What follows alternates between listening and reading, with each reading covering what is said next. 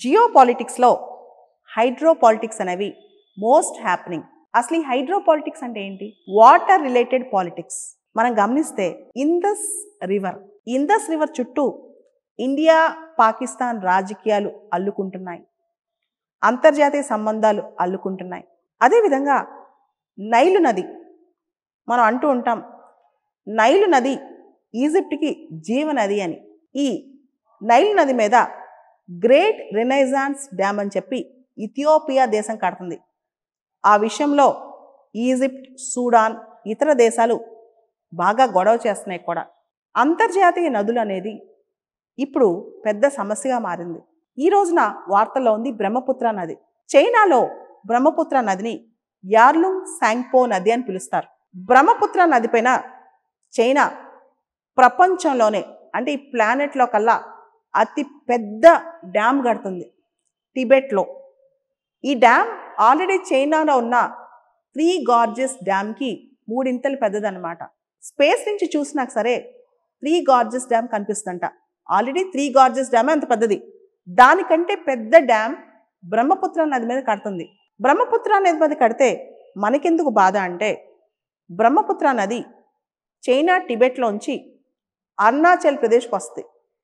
అరుణాచల్ ప్రదేశ్లో మనం దాన్ని సియాంగ్ అని పిలుస్తాం. అరుణాచల్ ప్రదేశ్లోంచి అది అస్సాంలోకి వస్తుంది. అస్సాంలోకి రాగానే దాన్ని బ్రహ్మపుత్ర అంటాం అన్నమాట. సో చైనా నుంచి మనకి ఇండియాకి బ్రహ్మపుత్ర నది వస్తుంది.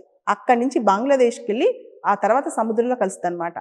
బ్రహ్మపుత్రాన్ని చైనా ఓన్ చేసుకోవడానికి వీల్లేదు. దానికి కారణం బ్రహ్మపుత్ర అనేది బేసికల్గా చైనాకి మాత్రమే కాదు, చైనా, భారత్ మరియు బంగ్లాదేశ్ అనమాట.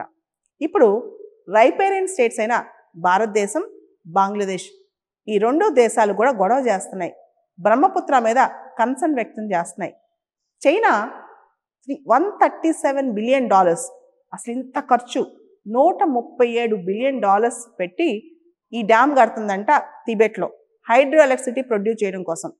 ఒకవేళ కనుక ఈ డ్యామ్ పూర్తయి హైడ్రో ఎలక్ట్రిసిటీ ప్రొడ్యూస్ చేస్తే చైనాలో అతిపెద్ద హైడ్రో ఎలక్ట్రిక్ పవర్ ప్రాజెక్టు. దాని తర్వాత చైనాకి సంబంధించి చాలా వరకు ఎలక్ట్రిసిటీ మొత్తం కూడా ఈ ప్రాజెక్ట్ ద్వారా వచ్చేస్తుందంట. అంత ఆశతో చైనా ఈ ప్రాజెక్ట్ కడుతుంది. అయితే చైనా అంటది, ఈ ప్రాజెక్ట్ మిమ్మల్ని నష్టం చేయడానికి కాదు, మా హైడ్రో ఎలక్ట్రిసిటీ ప్రాజెక్ట్ అంటే అని. కానీ ఇంటర్నేషనల్ రూల్స్ దృష్ట్యా ఎప్పుడైనా సరే అప్పర్ రైపేరియన్ స్టేట్స్ నదుల విషయంలో, పెద్ద పెద్ద ఇంటర్నేషనల్ రివర్స్ విషయంలో ఏదైనా నిర్ణయం తీసుకుంటే లోయర్ రైపేరియన్ స్టేట్స్ కూడా దృష్టిలో పెట్టుకోవాలన్నమాట. భారతదేశంలోని ఈశాన్య రాష్ట్రాలు, నార్త్ ఈస్ట్ ఇండియాకి బ్రహ్మపుత్ర చాలా అవసరం. బ్రహ్మపుత్ర కానీ దాని ట్రిబ్యూటరీస్ కానీ నార్త్ ఈస్ట్లో చాలా రాష్ట్రాలకి జీవనాధారాలు అనమాట. నార్త్ ఈస్ట్లోకి ఇది ఎంటర్ అయ్యి ఆ తర్వాత జమునాగా మారి బంగ్లాదేశ్లోకి వెళ్ళిపోయి బంగ్లాదేశ్ నుంచి బే ఆఫ్ బెంగాల్లో కలిసిపోద్ది. అంటే లోయర్ రైపేరియన్ స్టేట్స్ ఏవైతే ఉన్నాయో వాటికి అసలు చెప్పకుండా ఇంత పెద్ద ప్రాజెక్ట్ చైనా కడుతుంది. ఎటువంటి పరిస్థితుల్లో ఇది బయటకు తెలియాల్సింది, ఎందుకంటే స్పేస్ నుంచి చూసినా ఇలాంటి ప్రాజెక్ట్స్ బయట కనిపిస్తాయి కాబట్టి చైనా చెప్పక తప్పలేదు కాబట్టి చెప్పింది. కానీ రీసెంట్గా చైనా ఫారెన్ మినిస్ట్రీ వాళ్ళు కూడా చెప్పారు, ఇది వేరే వాళ్ళని ఎఫెక్ట్ చేయదు అని చెప్పి. అంటే తప్పక చెప్పారు, కానీ చైనా ఎవరి ఆమోదం తీసుకోలేదు, ఎవరితో చర్చించలేదు. బ్రహ్మపుత్ర మీద ఇంత పెద్ద డ్యామ్ కడుతున్నప్పుడు, బ్రహ్మపుత్ర నది మీద చైనా డ్యామ్ కడుతుంటే మన కన్సర్న్స్ ఏంటి? ముఖ్యంగా భారతదేశం కానీ బంగ్లాదేశ్ కానీ ఇక్కడ వ్యవసాయం, ఇరిగేషన్, ఫిషరీస్, ప్రజల యొక్క లైఫ్ లైన్ ఇదంతా. ఇవన్నీ పక్కన పెడితే హిమాలయన్ బెల్ట్, ఈ నదీ పరివాహక ప్రాంతం కొంతవరకు సెస్మిక్ జోన్ అన్నమాట. కొంత ప్రాంతం ఇక్కడ టెక్టానిక్ ప్లేట్స్ యాక్టివ్గా ఉండే ప్రాంతం అన్నమాట. ఇక్కడ ఇలాంటి ఇంత పెద్ద బరువు అక్కడ పడితే చుట్టుపక్కల ప్రాంతాల్లో ఎర్త్క్వేక్ వచ్చే అవకాశం కూడా ఉంది. ఈ సందర్భంగా అసలు లోయర్ రైపేరియన్ స్టేట్స్ యొక్క కన్సెంట్ తీసుకోకుండా, వాళ్ళతో చర్చించకుండా చైనా ఇలా కట్టొచ్చా? ఈ క్వశ్చన్ ఇప్పుడు రైజ్ అవుతుంది.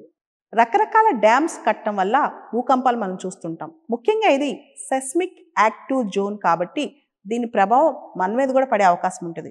బ్రహ్మపుత్ర నది విషయంలో చైనా అప్పర్ రైపేరియన్ స్టేట్ కాబట్టి బ్రహ్మపుత్ర నదిలో వాటర్ తక్కువ ఉన్న టైంలో వాటర్ స్టోర్ చేసి పెట్టుకునే సందర్భాలు చాలా ఉన్నాయి.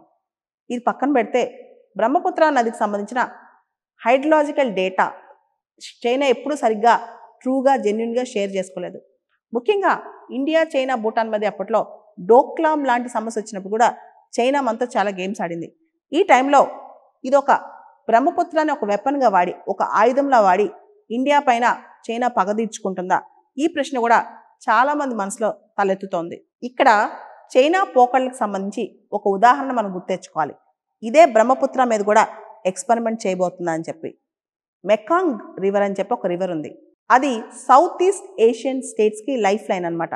Myanmar, Vietnam, Cambodia, Laos, Thailand ఇలాంటి దేశాలకు అది లైఫ్ లైన్ అనమాట. అయితే చైనా మెకాంగ్ నది మీద దాదాపు 11 డ్యామ్స్ కట్టింది. దానివల్ల ఫ్లడ్స్, డ్రౌట్స్, అన్ఈవెన్ సిచ్యువేషన్స్, తర్వాత ఓ పక్క చైనా దగ్గర డ్యామ్లో విపరీతమైన వాటర్, ఇంకో పక్క వియత్నాంలో కింద మెకాంగ్ డెల్టా దగ్గర నీళ్ళు లేకపోవటం. సో మొత్తానికి మెకాంగ్ మీద డ్యామ్స్ కట్టిన తర్వాత సౌత్ ఈస్ట్ ఏషియన్ స్టేట్స్ని ఆల్మోస్ట్ వాటర్ లెస్ స్టేట్స్గా, మెకాంగ్ పైన ఆధారపడే దేశాలన్నీ నష్టపోయే విధంగా చైనా ప్రవర్తించింది. ఇప్పుడు చైనా అదే గేమ్, సేమ్ మెకాంగ్ మీద సౌత్ ఈస్ట్ ఏషియన్ నేషన్స్తో ఎలాంటి గేమ్ ఆడిందో అటువంటి గేమే బ్రహ్మపుత్ర మీద ఆడబోతుందని మనకు అర్థమవుతుంది. మెకాంగ్ డెల్టా అనేది వియత్నాం దేశానికి రైస్ బౌల్ అనమాట. ఆ డెల్టాలో నీళ్ళు లేకుండా చేసిన చైనా. చైనా దగ్గరేమో డ్యామ్ల మీద విపరీతమైన వాటర్, కిందకి వాటర్ రానివ్వలేదు. దాంతో ఆ ప్రాంతం అంతా క్షామం, కరువు వచ్చేసేసి రైస్ ఏదైతే వరి పండుద్దో అదంతా నాశనం అయిపోయింది అక్కడ వియత్నాంలో. ఇలాంటి ఎగ్జాంపుల్స్ ఇప్పుడు బ్రహ్మపుత్ర మీద చైనా వేయబోతుందంట. ఆల్రెడీ చైనాలో 3 గార్జెస్ డ్యామ్ అని ప్రపంచంలో అతిపెద్ద డ్యామ్ ఉందన్నమాట.